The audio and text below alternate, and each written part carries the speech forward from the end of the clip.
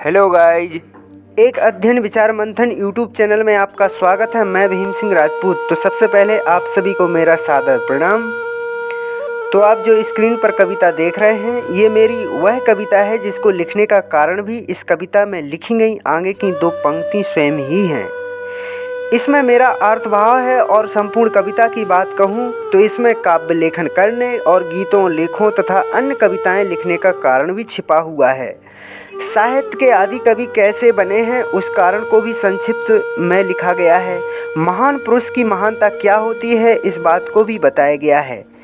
कविता में परख शक्ति के बारे में भी बात की गई है। एक बात प्रचलित है कि हम तुम्हें एक नज़र में परख लेंगे या इंसान एक नज़र में परख लिया जाता है, लेकिन कहीं कहीं ये बात भी सिद्ध नहीं होती। कभी कभी परखने में देरी भी लग सकती है। इन सभी बातों को इस कविता में बताया गया है। अभी पूर्वोक्त में हमने कहा है कि कविता लिखने का कारण मेरा अर्थभाव है, तो वो अर्थभाव क्या है सुनेंगे। सामने वाला कुछ ऐसे दुखद कार्य करता या सामने वाला कुछ ऐसी बातें बोल देता है, आंखें नम हो जाती हैं, हृदय को झकझोर देता है।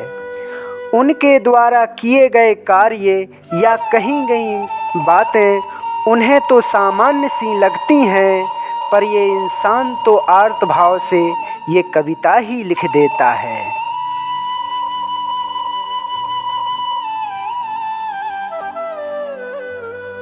तो कविता है, मन के घावों ने करुण भावों को संजो दिया, मन के घावों ने करुण भावों को संजो दिया, हालात कुछ ऐसे हुए विचारक बना दिया। वाल्मीकि की उद्दंडताओं में ऋषियों ने कवि को पाया है, कालिदास की जड़ता में संसार ने कवि को गाया है। विवेकानंद के विवेक को जब शिकागो में ललकारा है, तब बोलने को उठ खड़े हुए तो भाषण बना नियारा है। जरूरी नहीं है एक नज़र में इंसान को परखा जाए, जो आप चाह रहे हैं वो शायद उसी में मिल जाए। अब समझ में आए कबीर सूर तुलसी कैसे कवि बने हैं, मन के घात कुछ ऐसे हुए, एक नहीं अपार ग्रंथ रचे हैं।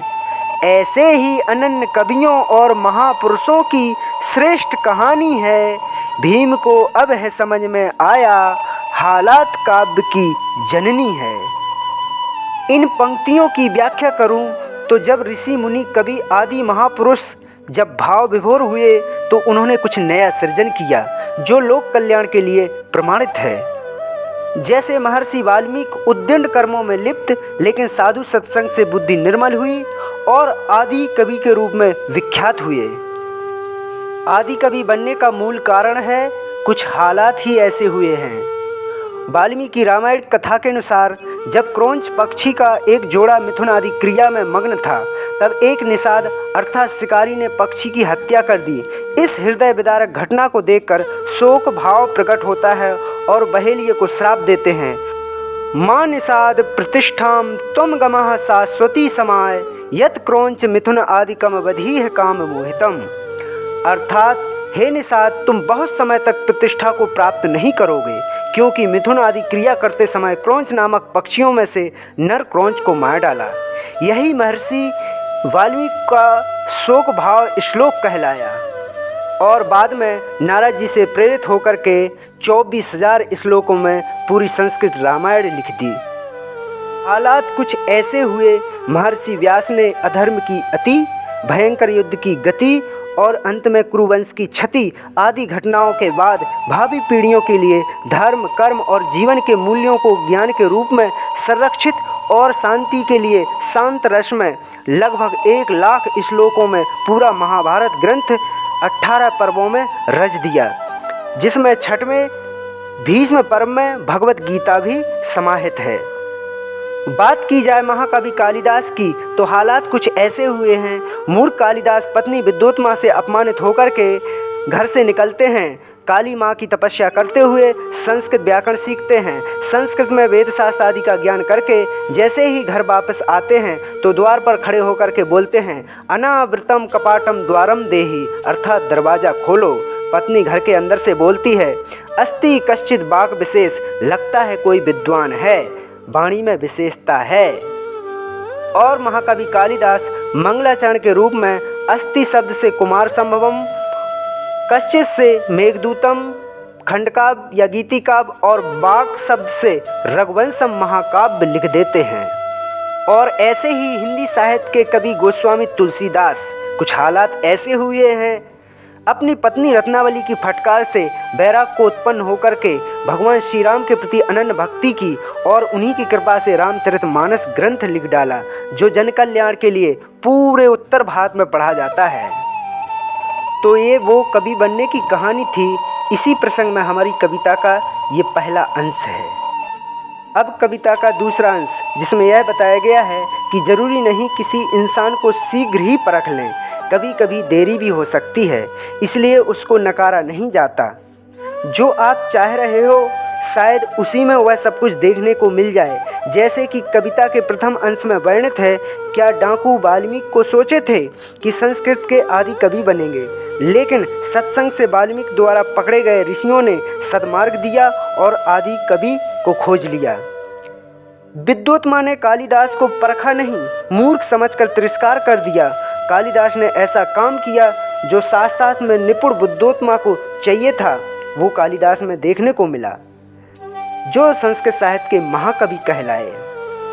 1893 में शिकागो में हुए धर्म सम्मेलन में भारत की ओर से स्वामी विवेकानंद पहुंचते हैं। सम्मिलित हुए सभी देशों के विद्वान कहते हैं, ये प्रतंत्र भारत का ये गेरुआ वस्त्रधारी क्या बोलेगा। बोलने के लिए सबसे कम समय दिया गया था। लोग परख नहीं पाए, जब बोले भारत को विश्व गुरु बना दिया। तो इन सभी बातों को इस छोटी सी कविता में परोया गया है। अब निष्कर्ष ये है, कवियों ने, ऋषियों, भारतीय दर्शन विचारकों ने अपना पूरा जीवन संसार के लिए अर्पण किया है।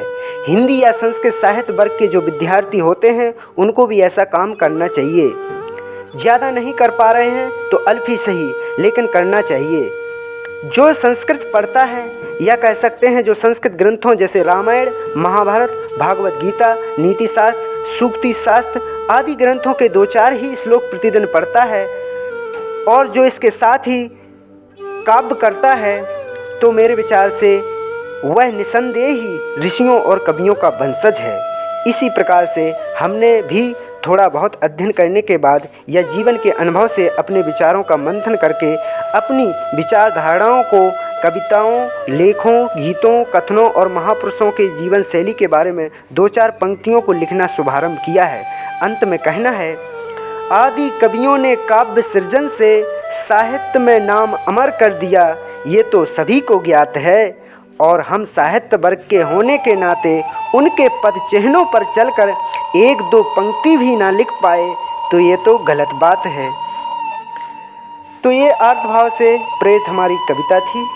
धन्यवाद।